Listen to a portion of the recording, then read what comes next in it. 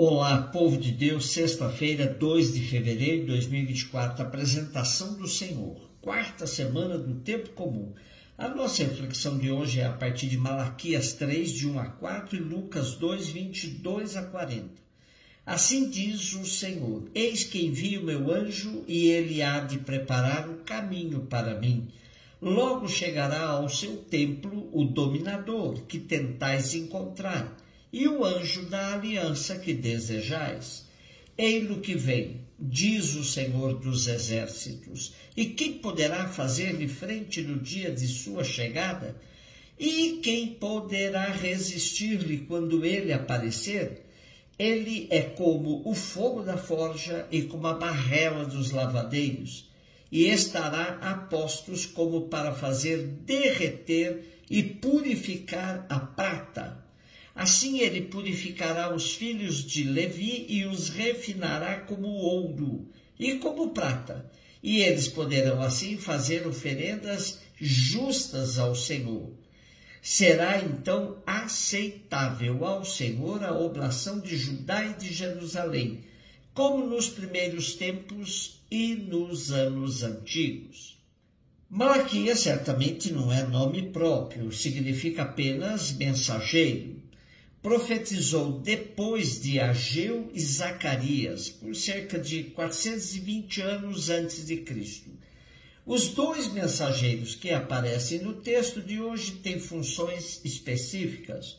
Um prepara a vinda do Senhor e outro realiza a aliança. É o esperado.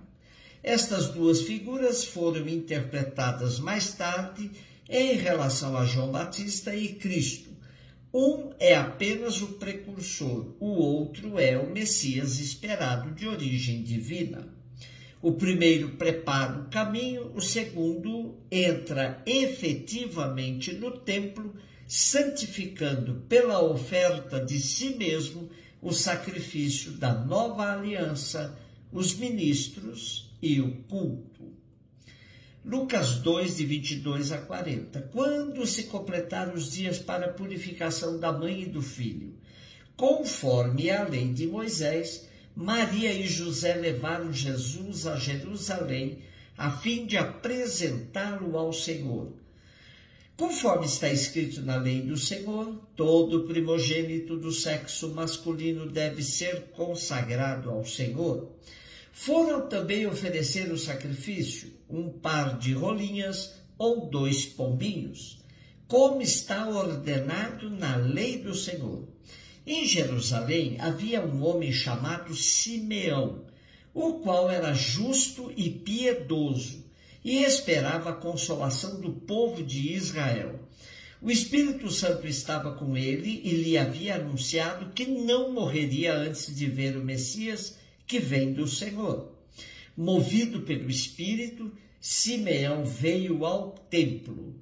Quando os pais trouxeram o menino Jesus para cumprir o que a lei ordenava, Simeão tomou o menino nos braços e bendisse a Deus. Agora, Senhor, conforme a tua promessa, podes deixar teu servo partir em paz, porque meus olhos viram a tua salvação, que preparaste diante de todos os povos, luz para iluminar as nações e glória do teu povo Israel. O pai e a mãe de Jesus estavam admirados com o que diziam a respeito dele. Simeão os abençoou e disse a Maria, a mãe de Jesus: este menino vai ser causa tanto de queda como de reerguimento para muitos em Israel. Ele será um sinal de contradição. Assim serão revelados os pensamentos de muitos corações. Quanto a ti, uma espada te traspassará a alma. Havia também uma profetisa chamada Ana, filha de Fanuel, da tribo de Azer.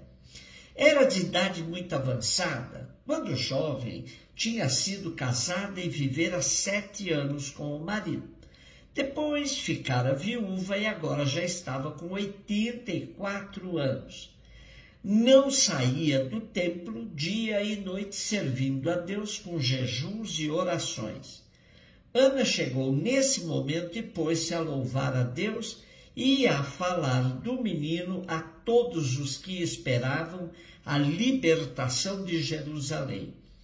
Depois de cumprirem tudo conforme a lei do Senhor, voltaram a Galiléia para Nazaré, sua cidade. O menino crescia e tornava-se forte, cheio de sabedoria, e a graça de Deus estava com ele. Primeiro ponto importante do nosso texto de hoje é dizer que Lucas, a quem é atribuída a autoria do terceiro evangelho e Atos dos Apóstolos, não foi testemunha ocular de tudo o que narra. O teólogo espanhol José Antônio Parola nos ajuda comentando os relatos do nascimento e da infância de Jesus, afirmando: a análise dos procedimentos literários utilizados mostra que, mais do que relatos de caráter biográfico, são composições cristãs elaboradas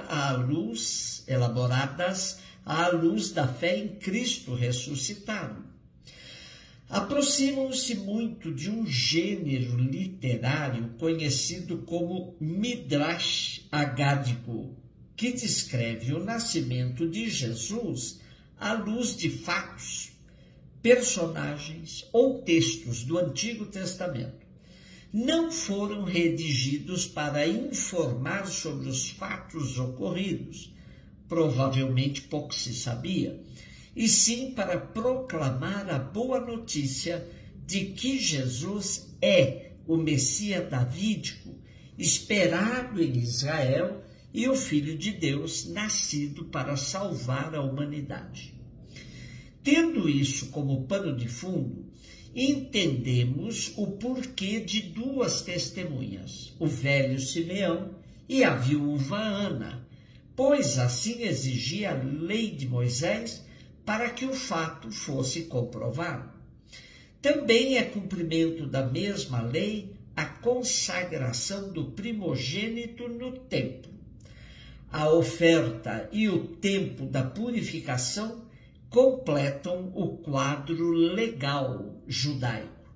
Nesse contexto, Lucas coloca Jesus na história do seu povo, dando esperança aos pobres de que sua história tem continuidade na pessoa do Messias, que vem do meio deles e foi criado no meio deles.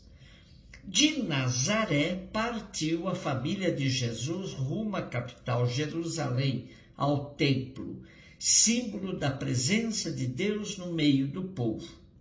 A Nazaré voltou a família de Jesus, onde o menino crescia e tornava-se forte, cheio de sabedoria, e a graça de Deus estava com ele.